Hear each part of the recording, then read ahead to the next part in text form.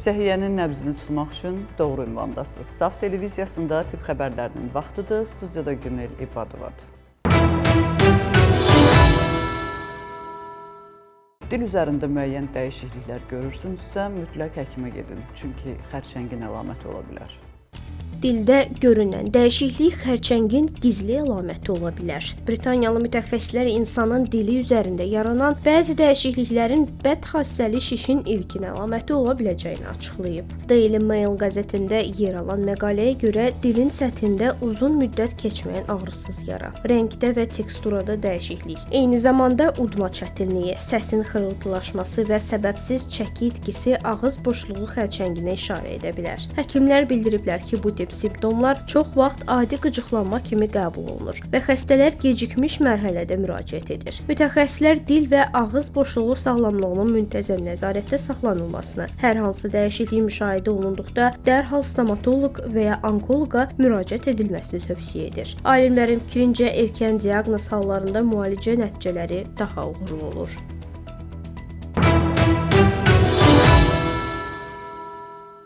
Qadınlar nə istəyir sualının cavabını əsrlərdir ki, heç kim tapa bilmir. Amma bu alimlər axtarıb tapıblar. Sən demə, ritmik musiqi müşayiətində qaçmaq əhvalın yüksəlməsi üçün kifayət edirmiş. İnanmırsınız, izləyin. Qadın, ritmik musiqi və qaçış. Səadətin formulu. Yaponiyanın Ryutsu Keizai Universitetinin Sağlamlıq və İdman Elmləri Fakültəsinin alimləri qadın iştirakçılar arasında aparılan eksperiment nəticəsində müəyyən ediblər ki, ritmik musiqi altında edilən 10 dəqiqəlik qaçış əhval-ruhiyyəni yüksəlməsinə, motivasiyanın artmasına və fiziki sürətin bir qədər artmasına səbəb olur. Təcrübədə 18-21 yaş aralığında olan 38 tələbə iştirak edib. İştirakçılar bir qaçışı yüksək ritmik musiqi ilə, digərini isə musiqisiz və ya az ritmik fonla ediblər. Musiqili qaçış zamanı qadınlar daha sürətli qaçdıqlarını və canlılıq, hərəkət istəyi hiss etdiklərini bildirib. Alimlərin fikrincə bu təsirin əsas səbəbi qadınların musiqi stimullarına kişilərə nisbətən daha həssas olmasıdır. Mütəxəssislər qeyd edir ki, əhval-ruhiyyənin yüksəlməsi yalnız psixika ilə deyil, həm də fiziki aktivliklə sıx bağlıdır. Qaçış zamanı dinlənilən musiqinin seçimi, sürətli ritm, vurğu hissi olan avazlar qadınlarda çıxış keyfiyyətini və gündəlik fiziki aktivliyi artırma potensialına malikdir.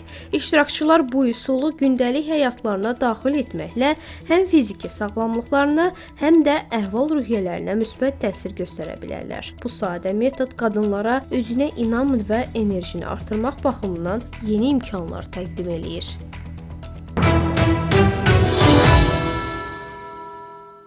Menopauza dövründə bəzi xanımların qəbul etdiyi dərmanların üzərində qara qutu şəkli var idi. Yəni sağlamlığa həm də müəyyən mənada ziyandır deyilirdi.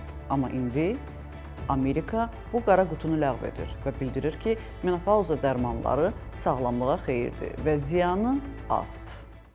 Menopauza dərmanlarının qara qutusu ləğv edilir. Amerika Birləşmiş Ştatları Səhiyyə və Sosial Xidmətlər Departamenti ilə Qida və Dərman Administrasiyası menopauza zamanı qadınlara verilən hormon dərmanlarının üzərindəki qara qutu xəbərdarlığını ləğv etdiklərini elan edib. Xəbərdarlıq əvvəllər bu dərmanların ürək xəstəliyi, döş xərçəngi və demensiya riskini artırdığını bildirirdi. Qida və Dərman Administrasiyası rəhbərləri bildiriblər ki, bu addım qadınlara isti basmalar, gecə tərləmələri və digər menopauza simptomlarını yüngülləşdirmək üçün daha rahat dərman alma imkanı yaradacaq. Onlar hormonal dərmanların bəzi uzun müddətli sağlamlıq faydalarının da olduğunu vurğulayıb. Lakin həkimlər xəbərdarlıq edir ki, dərmanların faydası hər qadın üçün fərqli ola bilər və bəzi risklər hələ də mövcuddur. Məsələn, qan laxtalanması, xərçəng və ürək-damar problemləri və s.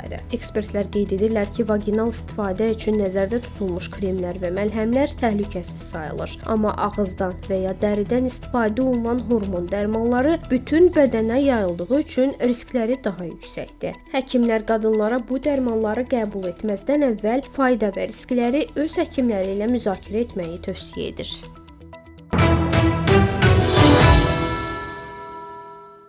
Eyni gündə dünyaya gələn ana və ata qərara gəlirlər ki, övladları da məhz həmin gündə olsun.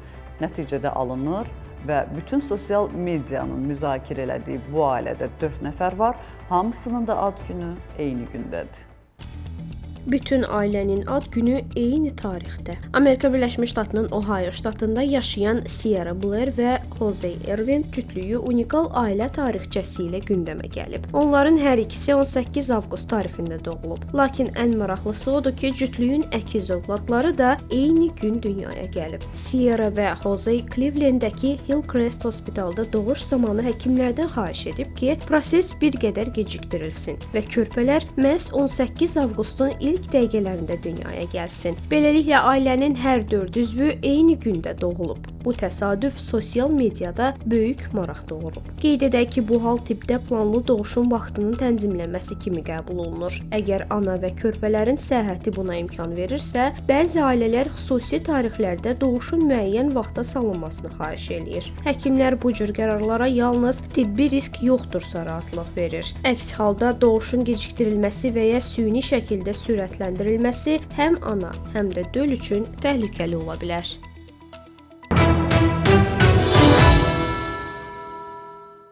Greypfrutu bu saatlarda yesəniz, yatanda da arıqlayacaqsınız. Çox maraqlı və faydalı bir araşdırma təklif edirəm. Özüm də bugündən sonra başlayıram. Baxaq görək çəkimizə təsir edə biləcəkmi? Bədən yağlarının ən çox yandığı saatlar açıqlanıb. Elmi müşahidələrə görə insan orqanizmi gecə saat 2-4 arası ən aktiv şəkildə yağ yandırır. Məhz bu zaman bədənin enerji mənbəyi kimi yığılan pillərdən istifadə etmə faizi maksimuma çatır. Arizona Universitetinin apardığı 30 günlük müşahidə maraqlı nəticə göstərib. Yatmazdan təxminən 1 saat əvvəl yarım greypfrut yeyən iştirakçılar pəhriz və həyat tərzlərini dəyişmədən hər həftə orta hesabla 1,5 kiloqram çəki itirib. Mütəxəssislər bu effekti greypfrutun tərkibindəki naringin adlı təbii maddə ilə əlaqələndirir. Naringin bədəndə yeni yağ hüceyrələrinin yaranmasını ləngidir. Eyni zamanda orqanizmin mövcud yağ ehtiyatlarını enerji kimi istifadə etməyə məcbur eləyir. Qidalanma üzrə ekspertlər axşam saatlarında yüngül greypfrutlu smuzi qəbul etməyi tövsiyə eləyir. Greypfrutun yanına nanə və zəncəfil əlavə etdikdə təsir daha da artır. Bu sadə, lakin elmi əsaslı vərdiş bədən formasını qorumaq, maddələr mübadiləsini gücləndirmək və sağlam şəkildə arıqlamaq üçün təbii üsul hesab olunur.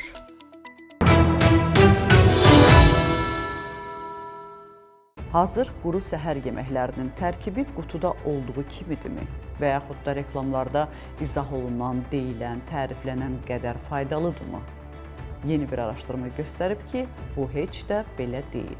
Və səhərlər nə yeməli və ümumiyyətlə gün boyu enerjili olmaq üçün səhər qidalarımızda nələrə diqqət etməliyik? Sualların cavabı indi olacaq. Reklamlarda deyilənlər yalandır. Quru səhər yeməkləri reklam edildiyi qədər sağlam deyil. Bunu Amerikalı həkim Robert Schmerlingin Harvard Health Publishing üçün yazdığı yeni məqalədə bildirilib. Amerika Birləşmiş Ştatında uşaqların 1/4, böyüklərin isə yarısı müntəzəm olaraq bu tip hazır dəlli yeməklərlə səhər yeməyi edir. Lakin 2025-ci ildə aparılmış geniş tədqiqat 600-dən çox növ quru səhər yeməyinin qida dəyərini təhlil edərək onların əksəriyyətinin yüksək şəkər, az protein və az lif tərkibli olduğu göstərilib. Əksər məşhur brendlərin məhsullarında kalori miqdarı aşağı göstərilir. Halbuki insanlar adətən 2 qat daha çox yeyir. Ürək üçün faydalı, vitaminlə zəngin və ya tam təbii kimi iddialar məhsulun real qida dəyərini əks etdirmir. Ən çox satılan məhsullar çox vaxt emal olunmuş və şəkərlə doludur. 2025-ci ilin mayında aparılan daha bir araşdırma isə 2010-2023-cü illər arasında uşaqlara satılan 1200 növ quru səhər yeməyinin tərkibində yağ, natrium və şəkərin artdığını, protein və lifin isə azaldığını aşkar edib. Mütəxəssis sağlam seçim üçün dənli səhər yeməyi alarkən bu qaydalara əməl etməyi tövsiyə eləyir. İlk ingredient tam taxıl olmalı, porsiyada ən azı 2,5-5 qram arası lif, az şəkər və natrium, 150 kaloridən az enerji olmalıdır.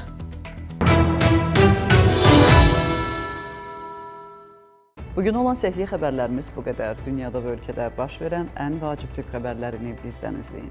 Unutmayın, bilmək hər zaman bir addım öndə olmaq deməkdir. Özünüzü və doğmalarınızı qoruyun. Sağ olun, salamat qalın.